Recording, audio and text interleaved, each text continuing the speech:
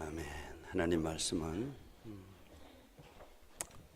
요한복음 20장 19절부터 23절까지 저와 여러분들이 한 절씩 교독합니다. 이날 곧 안식 후 첫날 저녁 때에 제자들이 유대인들을 두려워하여 모인 곳에 문들을 닫았더니 예수께서 오사 가운데 서서 이르시되 너에게 평강이 있을지어다.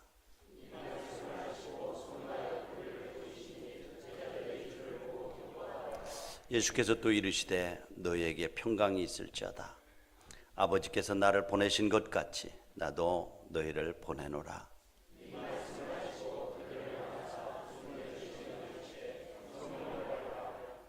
다 같이 너희가 누구의 죄든지 사하면 사해질 것이요 누구의 죄든지 그대로 두면 그대로 있으리라 하시니라. 아멘. 부활의 축복이 여러분과 가정 가운데 넘치기를 축복합니다. 옆에 분들 보고 예수님이 부활하셨습니다. 우리도 부활합니다. 아멘. 예수님이 부활하셔서 이제 부활의 첫 열매가 되셨기 때문에 저와 여러분들도 부활할 것을 믿습니다. 사실 이 부활절은 우리 기독교인에게 있어서 가장 기쁜 날이고 행복한 날입니다. 왜냐하면 우리 기독교 신앙의 뿌리가 이제 부활이기 때문에 그렇습니다. 그래서 성경은 만일 우리에게 부활이 없다면 모든 사람들 우리의 믿음도 헛되다. 그리고 우리가 모든 사람들 가운데 가장 불쌍한 사람이 될 것이다. 그렇게 말씀을 해요.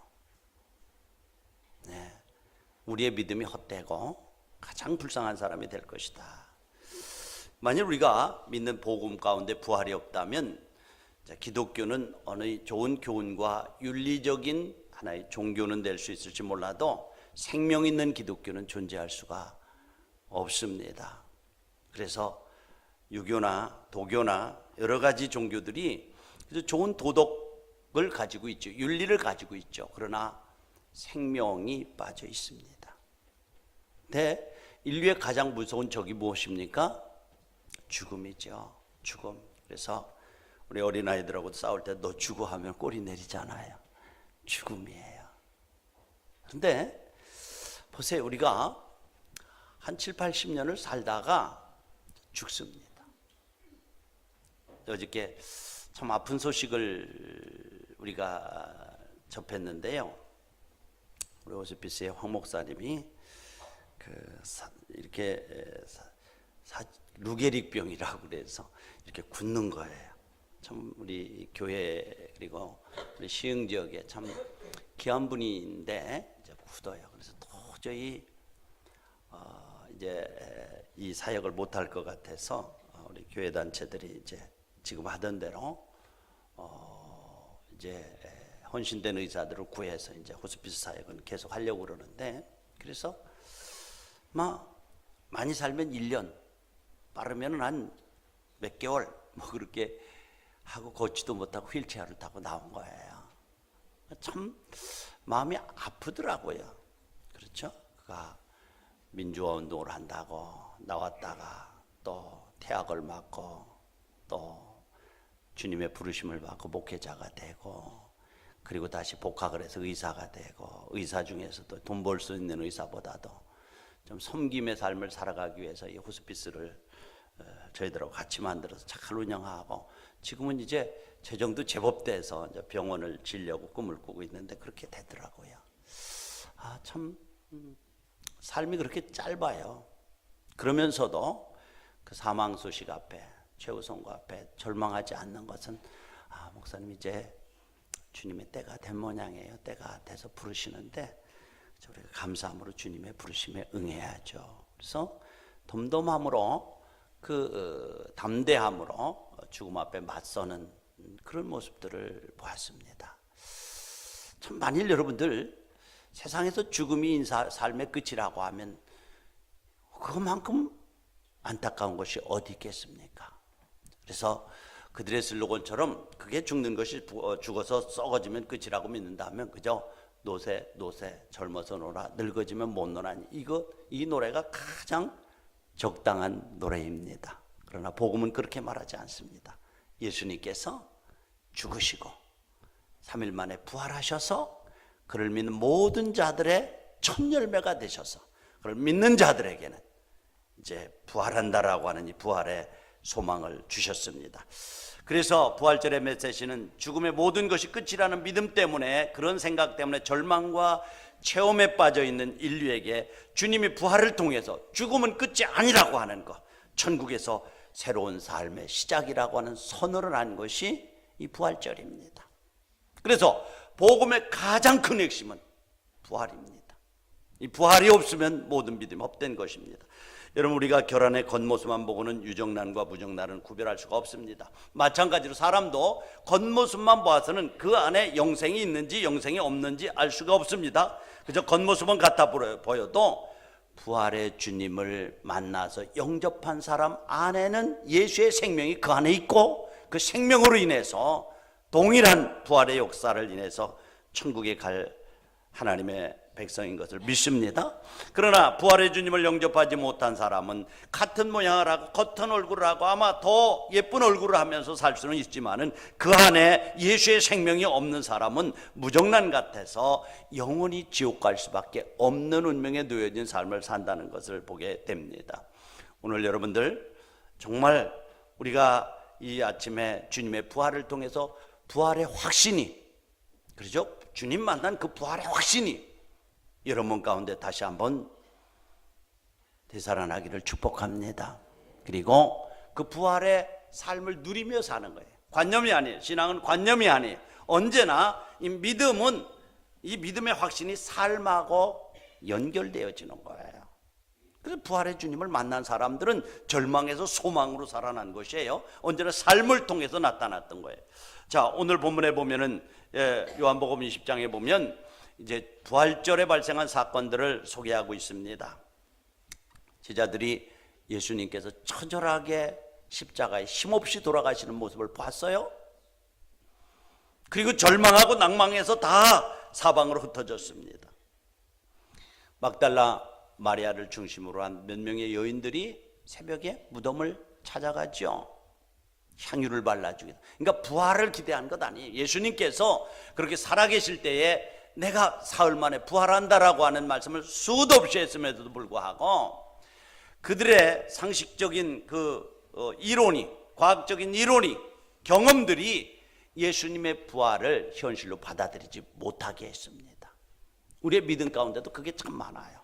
살아가면서 여러분들이 경험이 제한되어집니다. 논리성이 제한되어집니다. 그렇기 때문에 죽은 사람이 부활한다라고 하는 것은 믿어지질 않습니다. 아마 예수님의 제자들도 동일한 생각을 가지고 예수님이 그렇게 말씀을 했을전정 십자가에서 그 처절하게 죽는 모습, 손과 발에 못이 박히고 옆구리에 창이 찔려서 물과 피를 다 쏟은 그 주님의 모습을 보고 야, 이제 살아나는 것은 글렀다라고 하면서 좌절과 실망 가운데 자기 갈 길로 가고 고기 잡는 사람들은 생업으로 흩어졌습니다. 그러나 막달라 마리아를 중심으로 한 몇 명의 여인들이 평소에 주님을 존경하고 따랐죠. 그리고 무덤을 찾아갔습니다. 부활을 기대하고 간 것 아니라 이왕이 돌아가셨으니까 내가 존경하던 분이었기 때문에 그에게 예의를 갖추기 위해서 향유를 발라주기 위해서 간 거예요. 가서 보니까 이상하게도 무덤을 막고 있던 돌이 옮겨진 거예요. 여러분들 이런 아이러니한 사건을 보셨습니까? 예수님을 십자가에 못 박은 로마 병정들과 유대의 관리들은 평소 이 사람이 다시 살아난다라고 그렇게 했는데 혹시 살아날지도 모르니까 든든하게 바위문을 닫고 로마 병정들로 하여금 지키게 하라고 하는 명령을 해서 부릅뜬 눈으로 예수님의 부활을 막기 위해서 지켰단 말이죠. 그래서 역사가는 말하기를 요세푸스라고 하는 역사가는 말하기를 1000명이나 되는 군인들이 예수님의 부활을 막기 위해서 지켰다라고 기록하고 있습니다. 그러니까 보세요. 예수님의 제자들은 예수님을 따르던 사람들은 이제는 부활은 글렀다고 하면서 각기 흩어졌는데, 예수님의 부활을 믿지 않았던 그들은 혹시 예수님이 부활할지 모른다라고 해서 군사들을 1000명이나 배치해서 지켰다는 거예요. 그래서 요세푸스는 이렇게 말합니다. 평소에 그들이 그만큼 예수님의 부활을 믿었다는 증거다, 그렇게 말해요. 그런데 제자들은 평소 예수님에 대한 말씀을 듣고도 십자가에 죽으시는 모습을 목격한 후에 시리에 빠져서 갈 곳으로 갔다. 참 뭐가 다르지 않아요? 예수님을 부인하던 사람들은 예수님의 부활을 믿고 지켰고, 예수님을 따르던 무리들은 부활을 믿지 못하고 흩어져 버린 거예요. 이런 아이러니한 현상들이 있다니까요. 자, 이제 막달라 마리아가 무덤으로 찾아갔습니다. 가서 보니까 돌이 옮겨진 거예요. 안을 들여다보니까 예수님의 시신을 쌌던 천들은 가지런히 접혀있고 예수님의 시신이 보이지 않는 거예요. 너무나 놀라운 것입니다. 제자들에게 말하니까 제자들이 와서 그 사실을 확인했는데 제가 알기로 똑같대요. 응? 막달라 마리아만 남아서 울면서 무덤 안을 들여보고 있을 때 부활하신 주님께서 15절에 보면 친히 그들에게, 여자에게 나타나서 이르시되, 15절에 보니까 예수께서 이르시되 여자여 어찌하여 울며 누구를 찾느냐 하시니 막달라 마리아는 그가 동산직인 줄 알았다. 울고 있는 그에게 부활하신 주님이 찾아오셔서 내가 누구를 찾고 있고 무엇 때문에 우느냐라고 묻습니다.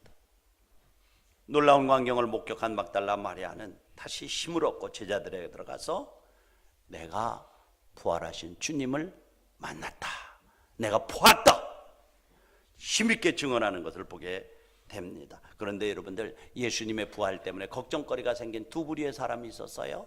한 부류의 사람은 뭐예요? 로마의 군대입니다.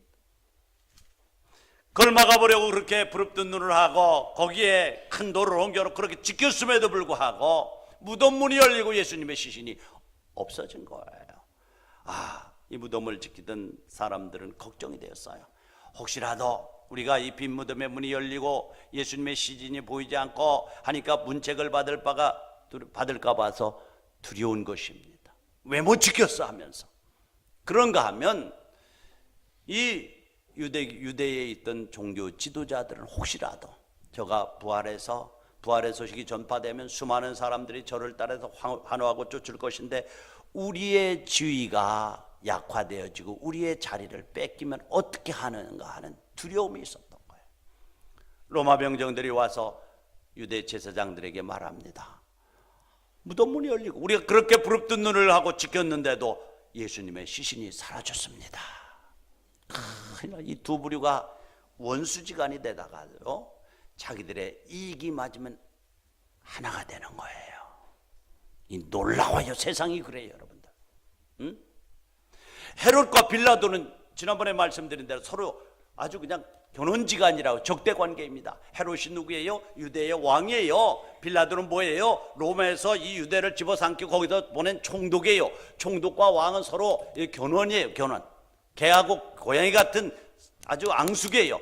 그런데요, 예수님을 죽이는 데는 둘이 합작을 하는 거예요. 세상이 그래요, 여러분들. 여기도 보면 로마 병정과 또 유대 지도자들이 합작을 하는 거예요. 그리고 그들에게 돈을 주고서 뭐라고 합니까? 잘 때에 일단의 무리들이 와서 예수님의 시신을 도적질해 갔다라고 하는 헛소문을 퍼뜨리게 하라고 하는. 그가 살아나지 않았다. 그들의 광신적인 제자들이 잠자고 있는 틈에 와서 무덤에서 훔쳐갔다 전하라고 하면서 로마 군인들을 돈 주고 사서 그들에게 거짓을 선포하게 합니다. 세상이 그렇습니다. 마귀는 오늘도 끊임없이 하나님의 일을 방해하고 부활이 거짓이라고 선포하고 하나님의 복음을 막는 역할을 오늘도 동일하게 하고 있다는 사실입니다. 어떻게 하든지 이 부활의 소식이 전파되지 못하게 합니다. 그러나 여러분들, 예수님은 그러한 모함과 그런 거짓에도 불구하고 부활하셔서 오늘의 우리의 소망이 된 줄로 믿습니다. 그래서 복음에서 부활 빼면 없어요. 도덕적인 종교일 뿐이에요. 윤리적인 철학적인 종교가 될 뿐입니다. 자, 그런데요, 부활하신 예수님께서 제자들에게 나타나셔서 두려움에 떨고 있는 제자들에게 뭐라고 말합니까? 오늘 세 가지 그 명령을 좀 확인해 보고 말씀을 나누려고 합니다. 19절에 보니까 한번 읽어볼까요? 시작. 이날 곧 안식 후 첫날 저녁 때 제자들이 예수께서 서서 이르시되 평강이. 자, 두려워서 제자들이요, 혹시라도 우리로 하여금 너도 그를 따르던 제자들이 아니냐라고 하면서 엮어가지고 관가로 끌고 와서 매를 때리고 옥에 가둘지도 모르기 때문에, 예수님의 선생님을 잃은 그 슬픔 때문에 지금 은밀한 곳에 숨어서 문을 잠그고 있었다라고 그래요. 그런데 놀라운 것은 부활하신 주님께서 그들 가운데 나타나신 거예요. 이때부터는 신적인 그러한 역할들을 더 많이 부활하신 역할은, 부활하신 주님은 분명히 이 땅에 계실 때 신이심 하나님이시면서 인성을 가지고 두 가지 성품을 가지고 있었는데 신적인 역할을 더 많이 하십니다. 다 다쳤는데도 그들 가운데 오셔서 평안하냐 평안하냐 하면서 그들에게 뭐라고요? 너희에게 뭐가 있을지어다? 평강이 있을지어다. 그래서 부활은 평강입니다. 평안입니다. 부활한 주님을 만나야 우리 마음 가운데 진정한 평강이 이루어지는 줄로 믿습니다.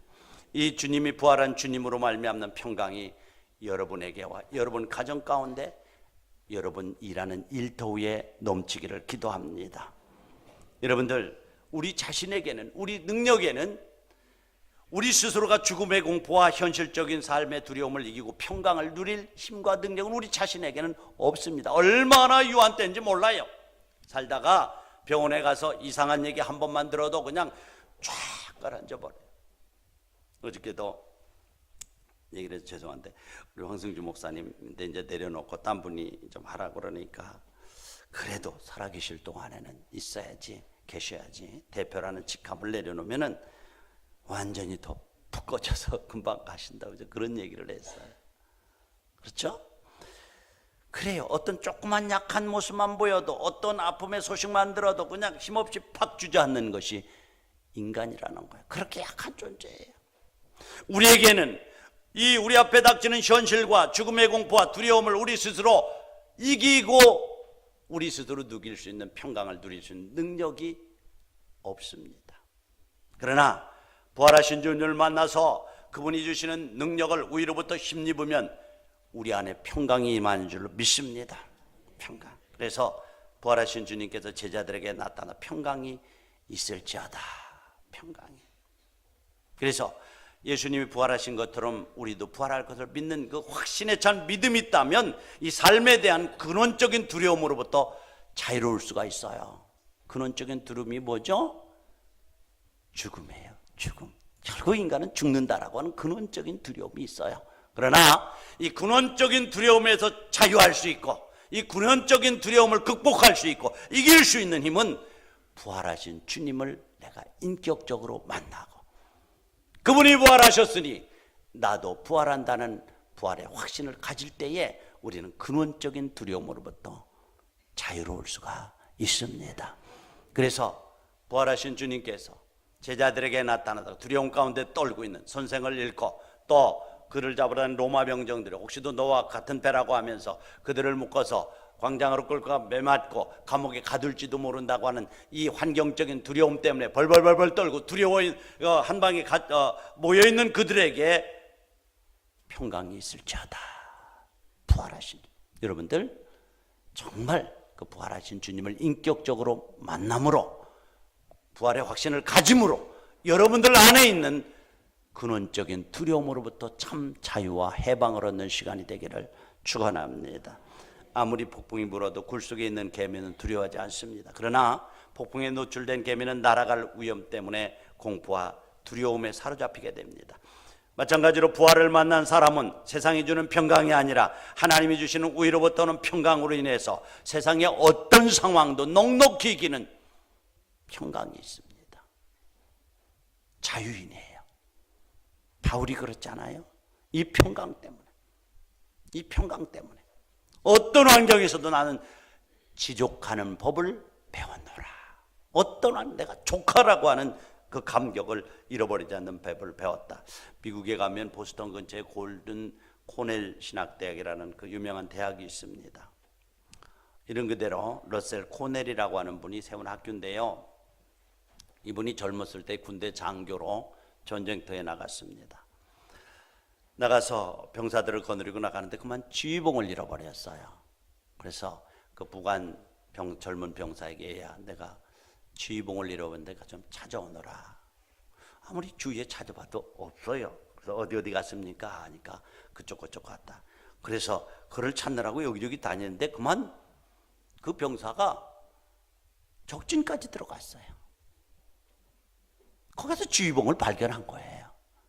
그래서 그 지휘봉을 가지고 지금 막 탈출해 나오는데 그만 거기서 쏜 총에 맞아서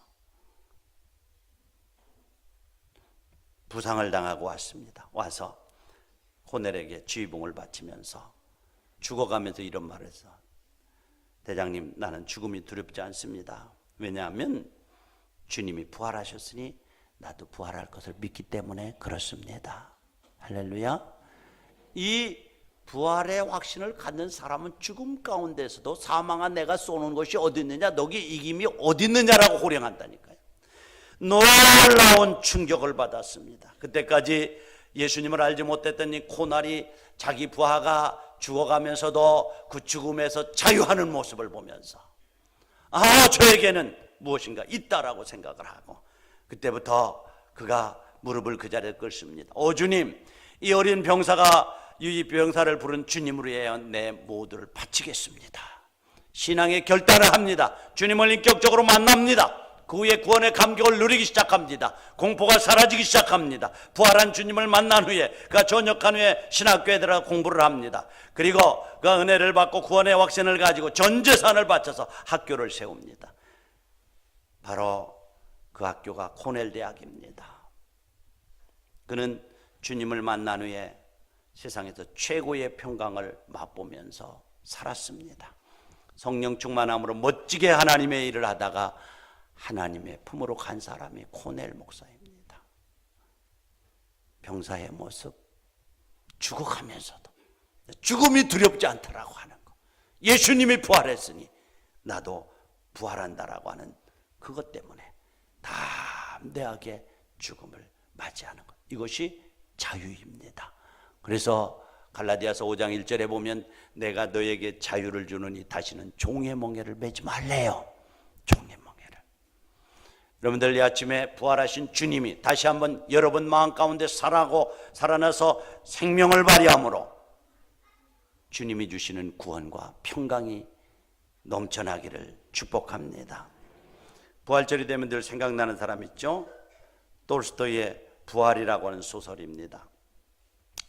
이 톨스토이가 법률가 친구로부터 들은 실화를 배경으로 쓴 소설인데요, 네플류도프라고 하는 백작이 있죠?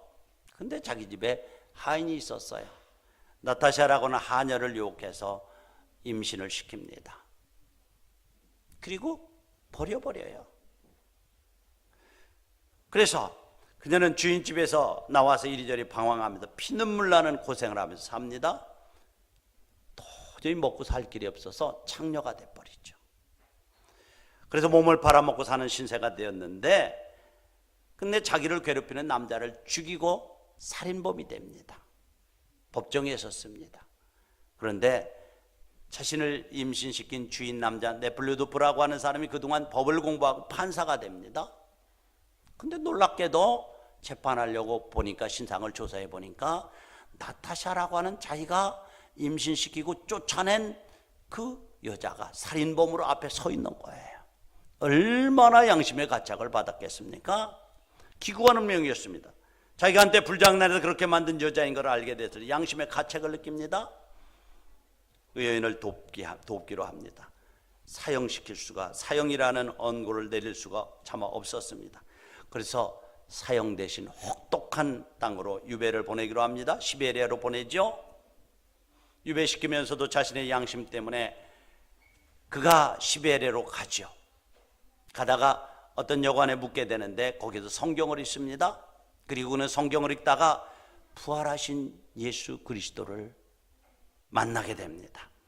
부활의 주님을 만난 후에 네블루드표는 양심의 진정한 자유와 평강을 얻고 그 후 봉사의 삶을 살기로 헌신하는 거죠. 예수 그리스도를 만났을 때에 이때 비로소 그를 짓누르던 죄책감에서 양심의 가책에서 자유로우면서 주님이 주시는 평강을 누릴 수가 있었습니다. 사랑하는 우리 예신가족 여러분들, 이 부활의 아침에 너에게 평강이 있을지어다라고 축복하시는 그 주님의 말씀이, 그 음성이 여러분들에게 들려짐으로 여러분들 안에 주님이 주시는 진정한 평강이 넘치기를 축복합니다. 그 다음에 성경에 보면 성령을 받으라입니다. 성령을 받으라.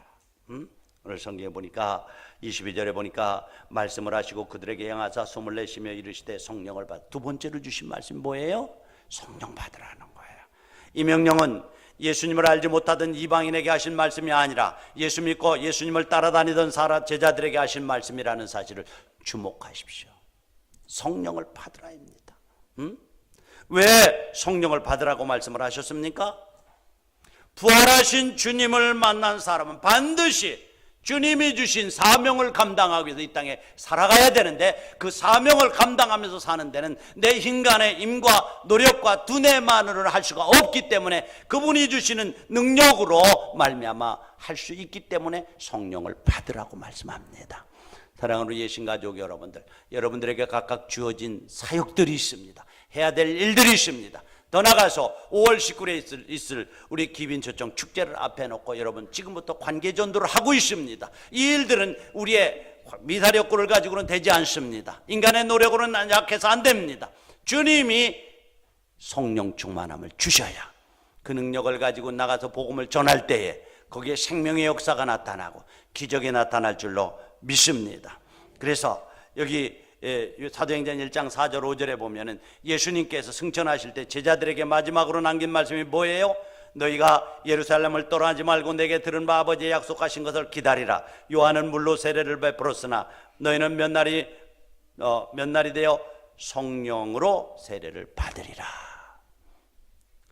성령 충만하시기를 구하시기 바랍니다. 그래요. 그들이 그렇게 두려움 가운데 있을 때에 하나님의 영이 그들에게 임하니까 그들은 담대했습니다. 그래서 공포와 두려움이 사라지고 성령 받은 베드로와 11사도가 길거리에 나가서 예루살렘을 향해서 너희가 죽인 예수님이 부활하셨다, 내 말에 귀를 기울이라고 외치기 시작했습니다.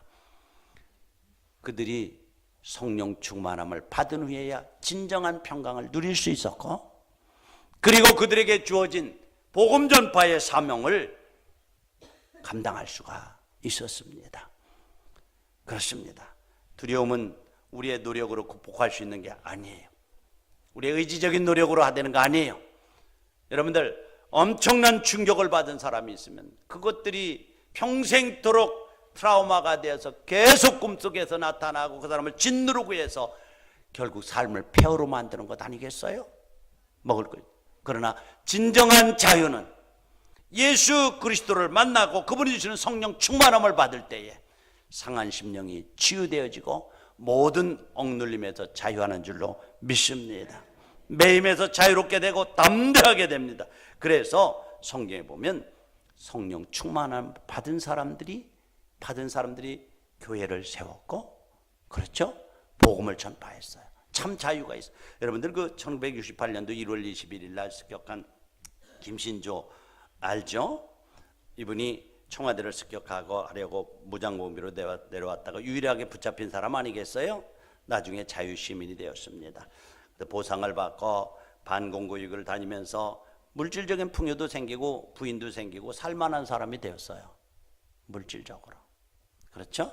그런데도 그에게는 진정한 평강이 없었습니다. 진정한 자유가 없었습니다. 그래서 그 아픔과 고뇌를 잊어보려고 술을 먹기 시작하고 나중에는 그 술이 고래가 되었습니다. 그렇죠? 그러다가 나중에 그가 어느 사람을 통해서 예수님을 만나게 됩니다. 예수님을 만나고 그분을 만나자 그를 얽매고 있던 두려움과 공포와 무의미가 사라지기 시작합니다. 마음의 진정한 기쁨이 넘쳐나기 시작합니다. 그리고 참 자윤이 된 겁니다. 그 후에 사람들이 자기를 알아보고 저 김신조 아니야? 김신조 놀라면 할렐루야 할렐루야 하면서 주님이 구원하신 그 구원의 감격과 평강을 전하는 전도인이 되었습니다. 진정한 평가는 성령이 여러분 안에 마음을 주장하면서부터 일어나는 거예요. 그런가 하면 여러분들 비행기를 몰고 왔던 이용평이라고 하는 그때 소령이었는데 나중에 우리가 몇 번 만났을 때는 대령으로 있었는데 공군 대령 있잖아요. 그 비행기를 안고 왔으니까 비행기 값에다가 또 현역 복무하면서 대령까지 진급시켜 주니까 먹고 사는 것 전혀 문제 없었습니다. 비행기 값이 얼마에 평생도록 살아도. 그런데 그가 그런 공포와 두려움과 참 자유를 누리지 못하고 술 때문에 결국은 가난하고 몸이 상해서 죽어버리고 말았습니다. 물질이 우리를 자유케 하는 것이 아니라 예수 그리스도 그분이 우리를 자유케 하는 줄로 믿습니다.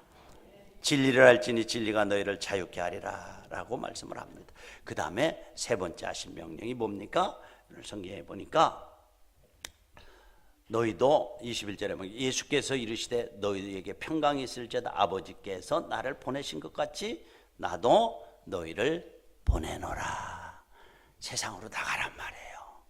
세상에 나가서 복음의 증인으로 살라고 하는 세 번째 명령입니다.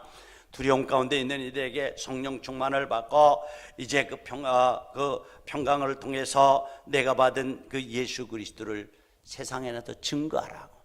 사랑하는 우리 신가족 여러분들, 주님 만나셨으면 이제는 복음을 증거하는 증인이 되어야 될 줄로 믿습니다. 그래서 예수님께서 마지막으로 우리에게 분부한 것이 너희는 가서 세상으로 나가서 부활의 의미를 알지 못하고 방황하는 족속들에게 복음을 전하여 제자 삼으라고 하는 분명한 메시지를 오늘 저와 여러분들에게 주셨습니다. 이 일을 위해서 성령 충만을 구하시기 바랍니다. 또 성령 충만뿐만 아니라 하나님께서 주시는 성령 충만을 통한 마음의 평강과 구원의 확신이 넘쳐나는 이 아침이 되기를 주님의 이름으로 기도합니다. 마태가 들은 예수님의 마지막 명령도 세상으로 나가라는 말이었어요. 마가가 들은 예수님의 마지막 명령도 세상으로 나가라는 거예요. 마태복음 16장 한번. 누가가 들은 마지막 명령도 세상으로 나가라는 거예요. 사랑하는 우리 신가족 여러분들 세상으로 파송하기 위해서 주님께서 부르셨고 부활의 확신을 주셨고 성령을 주시는 줄로 믿습니다. 이제는 5월 19일에 있을 귀빈 초청 축제를 위해서 세상으로 나가서 부활의 주님을 알지 못하고 삶의 의미를 알지 못하고 방황하는 사람들에게 부활의 주님을 전하면서 저들도 동일해 마음의 평강이 회복되어지고 성령 충만을 받고 또 다른 증인으로 살아가게 하는 일에 힘쓰는 여러분들이 되시기를 주의 이름으로 축복합니다. 눈을 감으시고요. 제가 잠깐 기도하고 또 다음 순서가 있어서 오늘 합심 기도를 하지 않겠습니다.